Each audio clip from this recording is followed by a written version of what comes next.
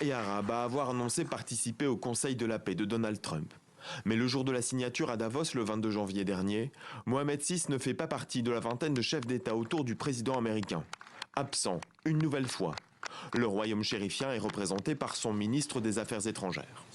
Je pense que Mohamed VI, c'est mon hypothèse, a décidé de laisser d'une part ses premiers ministres, surtout son ministre des Affaires étrangères, qui objectivement est un vrai professionnel de la diplomatie, ça c'est incontestable, mais également son réseau diplomatique, mettre en musique ce que lui voulait faire, mais sans nécessairement jouer effectivement la présence permanente.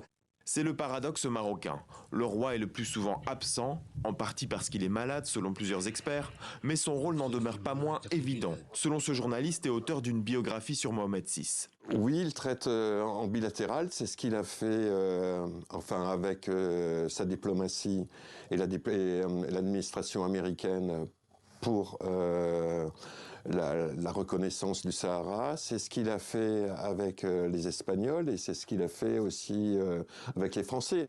En 2020, Mohamed VI avait déjà fait un pas dans la direction de Donald Trump en officialisant ses relations avec Israël. Une signature, encore une, qui permettait au Maroc de s'assurer du soutien américain sur le Sahara occidental. C'est la diplomatie transactionnelle chère à Donald Trump. Il y a toujours chez le roi soit un côté intuitif ou un côté opportuniste qui fait qu'il s'est mis très tôt dans le sillage de Trump. Le Maroc a rejoint les accords d'Abraham. En échange, il a obtenu la reconnaissance de la marocanité du Sahara et ça a enclenché tout un processus mondial qui joue en faveur de Mohamed VI et de ses desseins dans le sud. Marchandage ou coup de maître diplomatique. Au fil des années, le Maroc aurait également réussi à tirer profit de l'instabilité politique de la région.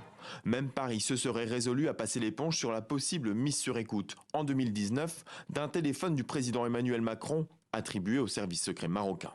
Si on compte également le Sahel, où la France a perdu ses positions, au Niger, au Mali, au Burkina, l'Algérie, ça se passe mal. Alors revenons aux vieux amours. Et à ce moment-là, le rapprochement peut avoir lieu. Paris reconnaît la marocanité du Sahara.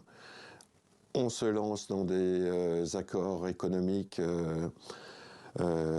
qui vont satisfaire les deux parties et la relation est relancée, même si elle n'est plus la même que celle qu'elle était il y a 10 ans ou il y a 20 ans. Le lien privilégié existe toujours, mais le Maroc, de son côté, a aussi beaucoup diversifié ses partenaires. Il y a Paris, bien sûr, mais il y en a d'autres. Ils peuvent être chinois, ils peuvent être espagnols, ils peuvent être américains. Mohamed VI mise aussi sur les atouts économiques de son pays et s'affranchit ainsi des anciennes alliances. Là encore, le parallèle avec les États-Unis existe pour déployer ses principales entreprises sur le continent africain, en particulier en Afrique de l'Ouest, et développer des projets comme le gazoduc Nigeria-Maroc. C'est concomitant de la montée en puissance de l'ingénierie marocaine. Et donc effectivement, pour l'instant, si on regarde les chiffres globaux des investissements du Maroc au Sahel et en Afrique de l'Ouest, ça donne quelque chose de relativement positif. Point important de cet intérêt relativement nouveau pour ses voisins du Sud, le royaume chérifien a aussi fait son retour sur le continent africain en réintégrant l'Union africaine en 2017, avec toujours cette volonté de rallier les États à sa position sur le Sahara occidental.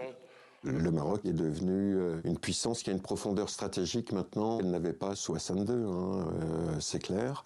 Et souvent, elle a occupé des places qui ont été abandonnées, parfois pour des raisons purement de rentabilité par les entreprises françaises. En plus de 25 ans de règne, Mohamed VI aura su élargir les perspectives diplomatiques de son pays en profitant de la nouvelle donne mondiale et du soutien en particulier des États-Unis.